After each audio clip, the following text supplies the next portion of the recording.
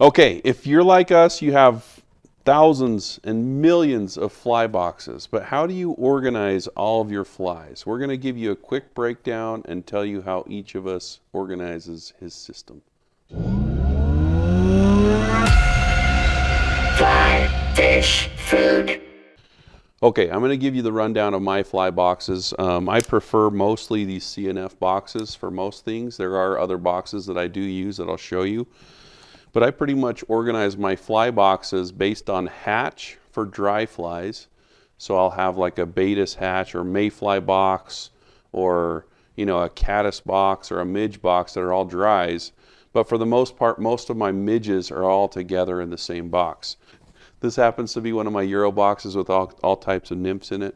Um, I also do for nymphs, I'm working on this one. This one has heavier flies, so I'll have two boxes just for Euro flies. For the dry flies, for example, this one is a midge box that I have just a bunch of midge dry flies tied in. As you can see, I picked through it or ended up not filling it all the way, so I got to work on that some more. An example of my caddis box, which is a lot more full, is this one, where I have all different types of caddis on both sides.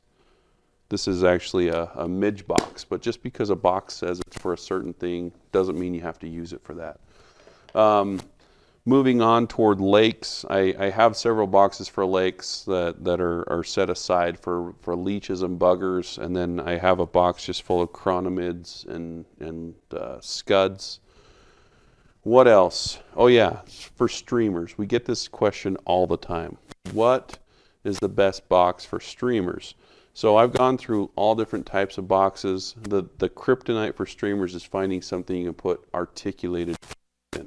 So last year when we went to Argentina, I just put together one of these Umpqua bug lockers, and I just stacked in a whole bunch of streamers in this and took it down just because I wanted to save space. Well, as I fished out of this box for a week in Argentina, I realized that it's actually a really, really good solution. So you can put a whole bunch of streamers in. I can still fit this in a normal chest pack, so I don't have to have a backpack with me. And I liked it so much that I did 2 boxes full of streamers, and then I did another one full of just big dry flies, like Chernobyl ants and stimulators, those big types of dry flies. Finally, going along with the compartment type thing, I like this box a lot from CNF. I did the same thing here where I have big bushy dry flies in the compartments, smaller dry flies that are kind of just general dry flies, parachute Adams, purple haze, those types of things in this side. So this was a good overall dry fly box to have with me as well. All right, so just going through our fly box progressions here. I have brought one of my saltwater boxes, just a large Umpqua box. This one just happens to have some Clouser minnows in it. I have my stuff basically based on saltwater, still water, and then river fishing stuff. So there's several more saltwater boxes, but CNF design or Umpqua boxes for most of my saltwater. Still water, I really liked these Fulling Mill boxes. They hold a lot of larger flies. They're pretty thin. I almost always fish still water out of a boat bag, so fitting these into a chest pack or into a vest is not necessary. So I can get away with these larger boxes. They hold everything from woolly buggers to small chironomids and damsels and calabatus. There's all kinds of goodies you can put in those. They hold a lot of flies. Also on still water, I tend to use one of these CNF design packs. They fold down, kind of a working box, and then I also use these on river floats where we are fishing out of the Flycraft or the drift boat. Either way, that's really handy. I still wear it over the top of a PFD. Holds some nippers, hemostats if you want, catch and release tools for me, fly floatant, that sort of thing. For really big streamers, I've gone to these Umpqua bug lockers or more of a briefcase style box for big stuff. Lots of options there. Umpqua makes some, Cliff makes some. Lots and lots of opportunity to house big bugs and that kind of stuff. As far as rivers go, I tend to use a lot of tacky and CNF design boxes. from streamers, smaller streamers in the tacky boxes, to dry flies. I have some bigger dries, big foam goodies in some of the tackies, smaller dries in more of a CNF design. And I do my dry flies based on a couple things, mostly seasonal. So like this box will have some terrestrials, a few caddis in it, kind of a summertime box. I don't need this fall, winter. This box here is a little bit more of shoulder seasons, blue wings, maybe a few midges, some lingering caddis for the fall, a few terrestrials hidden in that box. And then most of my other boxes for summertime will have lots more caddis, lots more ants and hopper type stuff. And then nymph-wise, Euro nymphs I carry lots of, just in mostly these CNF design boxes. Sometimes I do a mix of a few dry flies that I've been tying really recently, so I don't have to dig in separate boxes. I'll even put some of the jig streamers in with my Euro nymphs. But just 1506F CNF designs or just the tacky boxes work great for the Euro stuff. They're nice and slim. You can fit lots of them in your chest pack or your vest. They hold lots of bugs. They don't stand, you don't need a very thick box for that kind of stuff. If you get a little bit bigger Euro style flies, these bigger stones, the old devil mop, anything that maybe needs a little bit more clearance, you might get a slightly thicker box. But in a nutshell, I have mine by nymphs, by dries, by streamers, and then still and saltwater. Hopefully that helps. Okay, so I've got similar organizational techniques and methods that Cheech and Lance have both talked about. By and large, at a high level, I will group my boxes by stillwater and then river. And then once I have it broken down, like we can attack stillwater first.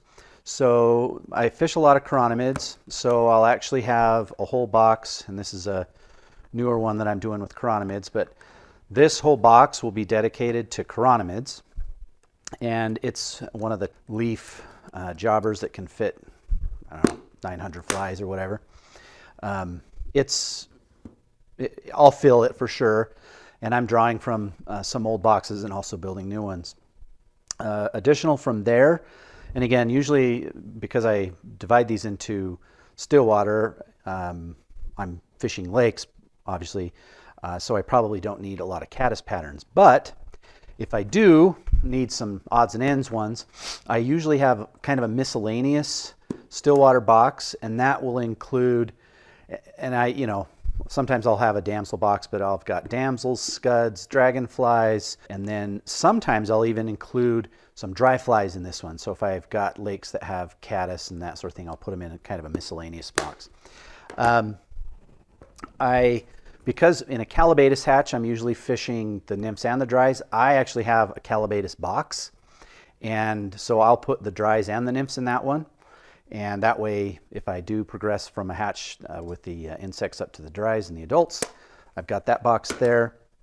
Then I'll have a box with like boobies and blobs and kind of brightly colored buggers. And then I will also have another box with kind of my go-to buggers. And we're building, most of these are kind of in process as I'm rebuilding some boxes. And then the other thing that I'll do with any of the boxes that I do is I'll have a working box. So if I'm on a boat, I can use one of these CNF boxes, kind of like Lance was talking about. And you may put, like if I'm going to a certain lake, I may put a go-to dozen in this box, so it's just right here at hand. When you're on a boat, a lot of times I'll organize the boxes in a boat bag as well. So you have to think about both where you're fishing and what you're going to have. So if you've got a little pack, you need to limit your boxes, and so that's another driver. For rivers, very similar to the way Cheech does it, I'll have a Euro box or a nymph box, and I'll put most of my nymphs in one box because you're going to fish nymphs most times of the year, or you can. And then I will have a, kind of like Lance does, a shoulder season dry box where I've got blue wings, some PMDs. I may have some caddis in there, but these are mostly mayflies. And then maybe a summer box. This is just one I put in some bigger terrestrials. It's one of the thicker 2X tacky dry boxes. And this would be very specific if I'm floating the green or floating somewhere else and I just want a bunch of big dries to put in there, I'll put those in there as well. And then oftentimes I'll have a bunch of kind of miscellaneous nymphs in a box. And so that accounts for all the hatches. And again, same thing on the river, where I'll have a working box that I can use to put kind of the top flies that I want to use, or just ones that I'm going through, pulling them out of boxes. Then I can stick them back in here for them to dry or whatever. And then streamers, kind of the same thing in bigger flies. I'll just use these Umpqua bug lockers, because you can just chuck them in here, they dry nice, and it keeps everything nice and separate. I try to keep all my boxes pretty concentrated, so I don't want to, because you can't bring 100 boxes with you, or it doesn't make sense. So that's the way you think it in terms of where you're going and the trip and the kind of bugs you'll need, so that you can bring the boxes. What you don't want is you don't want to need a quarter of a box on one trip and then 3/4 of that box on another trip. So I try to keep them separate by where I'm going. Anyway, so we'll have links below for most of the boxes and the things that we have in the video. You can buy those all on our website, store.flyfishfood.com. Hit us with a subscribe, and let us know if you have any other questions about boxes or suggestions that you guys have.